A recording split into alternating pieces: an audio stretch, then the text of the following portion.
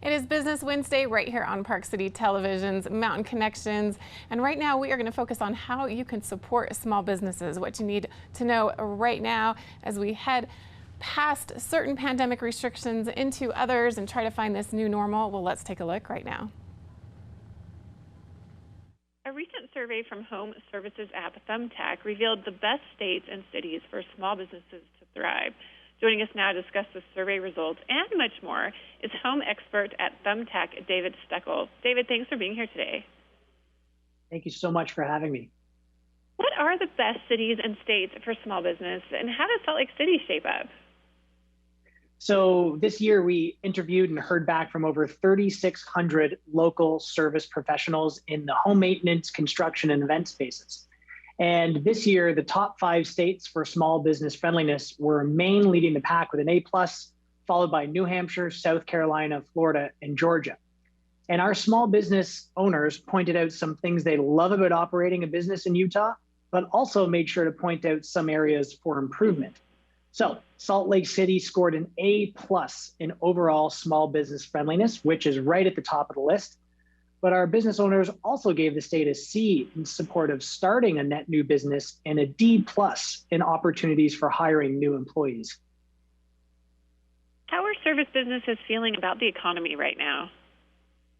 So a survey came back with overwhelmingly positive news here. 87% of small business owners told us there is more than enough opportunity in their communities to thrive.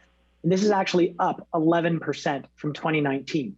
That being said, some major challenges do remain for our owners. The costs of operating a business and the labor shortage continue to be the biggest roadblocks for them. What are some of the top locations for women-owned and minority-owned businesses? So this was some of the best and most exciting feedback we got back from the survey. And it turns out that 46%, so almost half of newly formed small businesses in the past year were actually minority-owned. And in particular, the most supportive states with an environment for starting a new business for a minority-owned business owner, the Virginia, Florida, and Georgia led the pack. And for women entrepreneurs specifically, Maryland, Massachusetts, Georgia, and Washington were the winners.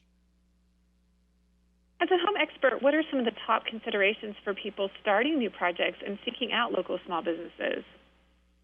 So even though Thumbtack is the only place a homeowner needs to go to take care of anything in and around their home, there's still a little bit of work to be done by the homeowner. And my suggestion here is when you're starting a new project, it's actually crucial to think about the end of the project. What's the outcome you're hoping to achieve and why are you doing it? And a good example might be if you're, this past year, it turns out you don't have enough deck space and you want a new deck for next summer. You actually need to start planning for that 3 to 6 months in advance to 1, make sure that the best pro for your project is available for your project. 2, to make sure that the materials the pro will need will be available and on site. And 3, make sure that the project is done for any events you have in mind. And of course, start all your projects on Thumbtack because that's why we're here.